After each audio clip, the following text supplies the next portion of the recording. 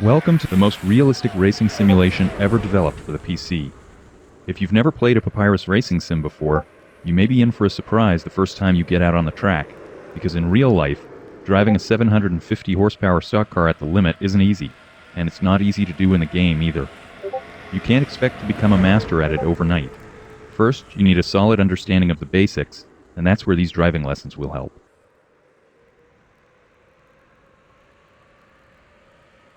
Before we get down to business, we've got to talk about frame rate.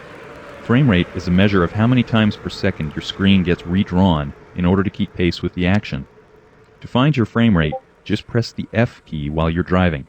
Your frame rate will be shown in the upper right corner of the screen. Ideally, you'll want this value to stay above 30 at all times. When your frame rate dips below 20, the game will start to become choppy, and your controller movements will become delayed, making it much easier to lose control of the car. Nascar racing includes a variety of graphic and sound options that will reduce the load on your system and get your frame rate up where it belongs. Going from 32-bit to 16-bit color can give you a large boost in frame rate. Going to a lower resolution, reducing the mirror detail level, reducing the drawing distance, reducing the number of opponent cars displayed, and disabling graphic effects like smoke can also do wonders for your frame rate. Okay, now it's time for some driving tips. The first one is very simple. Don't go too fast. This is a common mistake made by almost everyone. You've got to remember that in this game, you can't just hop in the car, mash the gas pedal to the floor, and have it steer like a slot car. Here, you're sitting on top of a 750 horsepower rear-wheel drive beast that has been modeled to behave as realistically as possible.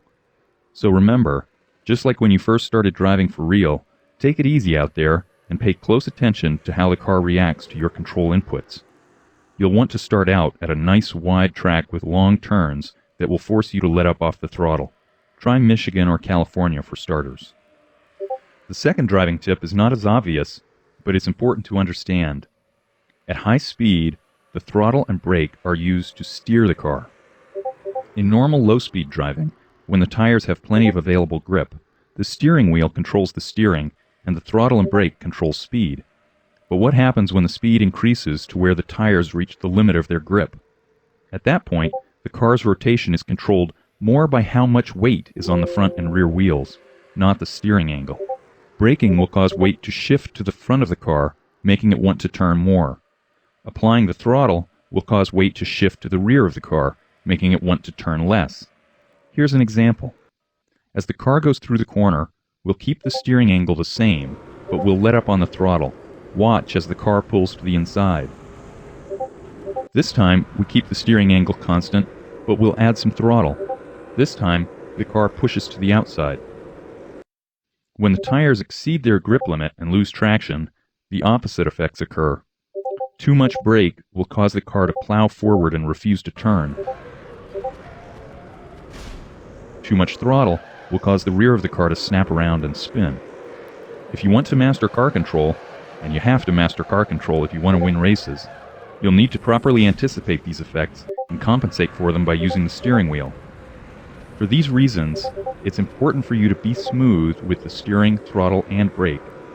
Just as you wouldn't violently jerk the steering wheel back and forth, don't jump on and off the throttle and brake suddenly. Instead, do what the pros call rolling into and out of the throttle and brake. Apply them gradually and come off them gradually, and you'll have fewer unscheduled meetings with the wall. Being smooth will also help you preserve your tires.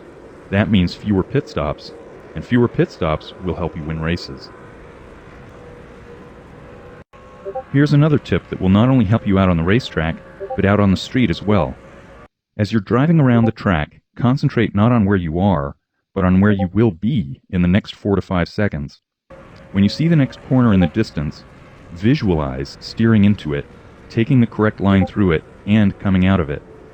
You'll be able to set up for the corner earlier, and any corrections you may need to make will be less drastic because you'll be making them earlier rather than at the last second.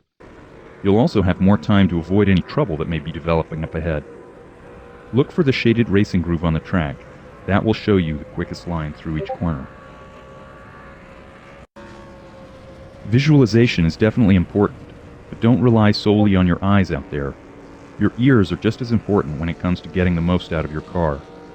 Listen to your car as you go through the corners. Are the tires squealing like crazy? If so, you're going too fast. On the other hand, if they're not squealing at all, you're probably going too slowly.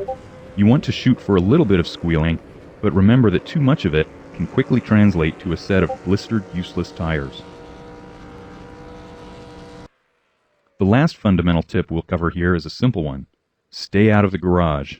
You really shouldn't be tinkering with the car's setup until you're able to turn smooth, consistent laps with the default setups that come with the game. Why? Because until you've developed a proven driving technique, and until you've learned to anticipate how the car will react in any given situation, the best car setup in the world can be useless. The only way you can gain this knowledge is through practice. When you get to the point where you can honestly determine that the car's setup and not your driving technique is what's holding you back from better lap times, that's when you should feel free to go ahead and start tinkering in the garage. Until then, stay out of there. As we wrap up this first lesson, here's something you want to keep in mind. When you get out there and start practicing, you're going to make mistakes. Everybody does. Mistakes are part of the learning process, because if you don't make them, how will you find out where the limits really are? The important thing is to learn from those mistakes and try not to repeat them. So when you mess up, don't worry about it, because unlike real life, the only thing that'll get bruised here is your ego.